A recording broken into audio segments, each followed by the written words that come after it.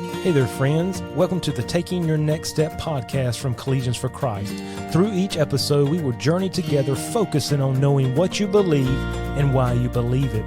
If you are eager, like I am, to strengthen your faith and take your next step now by joining us in today's episode. On today's episode, we'll take our discussion on prayer one step further and link it together with fasting. Jesus had much to say on the matter of fasting, but he also made a very interesting connection in Mark chapter 9 with prayer and fasting. As we come to the context here of what we're talking about, Jesus has commissioned the disciples. They're going out by two, they're preaching, they're healing, they're casting out demons, they're accomplishing great things. And then we come to Mark chapter 9, and we see that 3 of them have gone up with Jesus to the Mount of Transfiguration. And so James, Peter, and John are up there. A miraculous thing is going on for them. While they're there, the 9 disciples that are behind are there with a crowd, and a man brings his son to them, and he brings him to him for them to heal. But as we read this passage and read the account, they're unable to heal the man's son.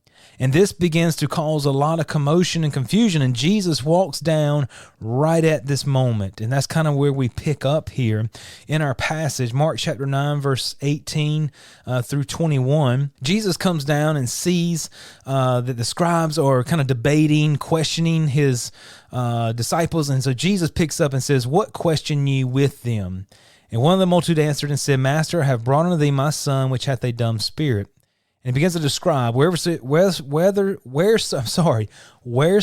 he taketh him, he teareth him, and he foameth, and gnasheth with his teeth, and pineth away. And I spake to thy disciples that they should cast him out, and they could not. And so here we see the problem. Satan had a strong hold in this boy's life, and Satan, this demon, controlled this boy's thoughts and actions from a child. Now, if we were to be on the outside looking in, what would we describe, or how would we describe this boy? Some people may say, well, he's having some seizures, some type of epileptic seizures, what it looked like. Somebody would say maybe he's medically ill. Some people would try to connect and say, hey, he's mentally ill. Something's going on there. Some people say, hey, he's suicidal, because we'll see the father will tell us in verse 20, or tells us here that many times he cast him in the water, verse 22. And oftentimes it hath cast him into the fire and into the waters to destroy him. So we understand he had tried to kill himself. Maybe somebody say he's strung out on drugs, he's crazy, he's an outcast. There's all different types of ways you and I may perceive this young boy, but the reality of it is he was demon possessed. And so the father, in his exasperation, brings him to the disciples. And he said, if I bring him to the disciples, they will heal. I've heard all the healing. Jesus is healed. So he came in confidence, but they could not cast out this devil and heal him. You see, they had used the same programs, the same methods. They were confident. Everything had worked before, but something was different. And Jesus goes down. Jesus heals this boy, and his disciples get along privately. And they asked, why could not we cast him out? And he made this statement, this kind can come forth by nothing but by prayer and fasting. Now, this spirit, Jesus referred to him differently. Even the way it's described, the other accounts with demons, they would react to Jesus. Thou son of David, have mercy on us. Please send us into the swine. Don't do this to us. But this one was very defiant. And this evil spirit's reaction to Christ was very unique in comparison to others. When he was brought to Jesus, it says when he saw him, straightway the spirit tear him, and he fell on the ground and wallowed foaming. So that was the spirit's reaction to Christ. And Jesus referred to it as a dumb spirit, dumb and deaf spirit, and foul spirit. And so here we have a major problem. And Jesus says, look, this is a different kind. And so as the disciples get along, they want to know what happened. Their inquiry here is, what happened? We did this before. Why did we fail? And Jesus begins to point out they failed to recognize that this was a different kind. You and I understand that there is a spiritual warfare going on all around us. And we understand that there is a hierarchy within Satan's kingdom. They were facing a different kind, a stronger kind, if you will. Ephesians chapter 6, verse number 11 and 12 tell us about this hierarchy. It says, "For we wrestle not against flesh and blood," but then it goes through here and lists against principalities, against powers, against the rulers of the darkness of this world, against spiritual wickedness in high places. And so here Scripture lists for you and I a really hierarchy within Satan's kingdom. And so some of the other spirits that had been active in the New Testament were of a lower kind. Here, this is a different kind. The ones they had been casting out were subject, but this one was more defiant. It was obviously higher up, if you will, or had a stronger ability to fight than the others. And we understand that as we look around, some things you can manage with prayer. Some things you cannot manage with just prayer. And so the disciples failed because they failed to recognize this was a different kind. Jesus is teaching them that. They also failed because without Jesus present, their faith and spiritual energy shrunk. They had been careless in their spiritual walk and prayer life. They were equipped to do this. Jesus had sent them out to heal and to cast out demons, no matter what type they had come across. But here, there's something happens to them as well. It's this kind, but there's also something going on in their personal life. Jesus had given the disciples the authority, but they had not yet learned how to truly access God's power. And then Jesus would point out that it was their unbelief in Matthew chapter 7.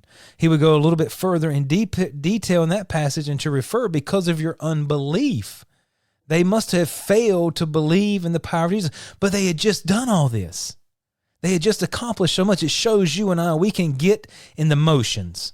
We can check box, okay, Sunday morning, I'm serving, I'm doing this, and week in, week out, and think that we have the ability and power to do things, but that can blind us to a spiritual default or defect that's going on in our lives. You see, their weakness was not preparing their heart or spirit. They trusted in the previous experiences and victories. They used their own power. They went through the motions without God's help. And notice what this caused. It gave the enemies, the scribes, grounds to debate and argue the reality of Jesus and his power. That's what Jesus came up on. Why are you arguing? What are you debating with my disciples about? Essentially, they're saying, you say that this Jesus can heal. You're saying that this Jesus can provide hope and peace to people's lives. He can't. I mean, their inability here had great effect. Our inability to fulfill the task, the power that Jesus has given us for you and I just to go through the motions can cause confusion, disbelief, and cause grounds for debate. And it failed to give Jesus the glory. Now, as you and I were to see someone laying on the ground, there could be a couple things wrong with them.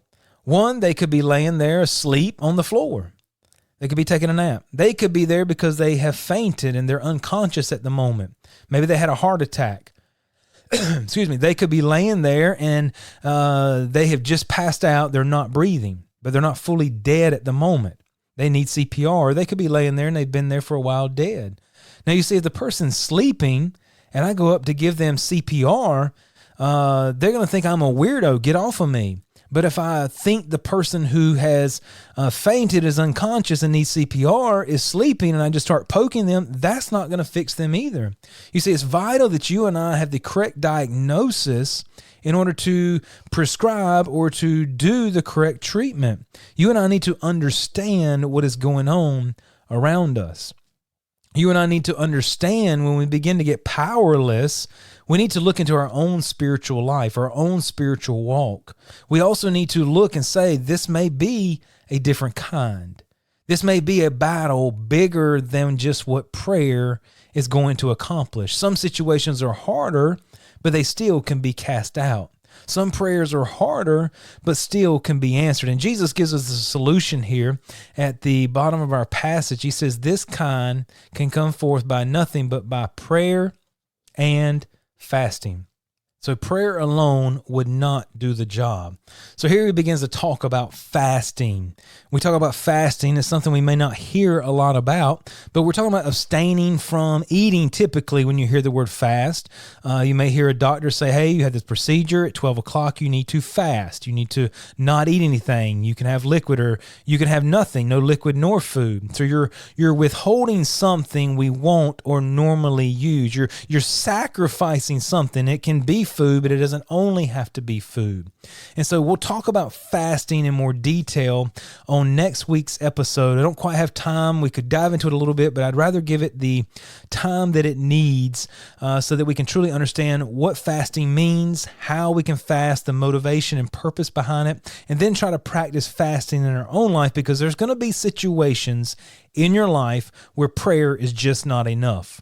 And you may be thinking of something right now. You may be up against a wall. You may be up against something with a friend, a family member, a coworker, a spouse, whatever it is, where you just don't feel like anything's prevailing. It may be this situation, this thing that's going on can only come forth by prayer and fasting. Thank you for taking the time to listen. If this podcast has been helpful to you, please share it with a friend or subscribe to stay up to date on the latest episodes. You can connect with Collegians for Christ online for more information and resources at cfccampusministry.com.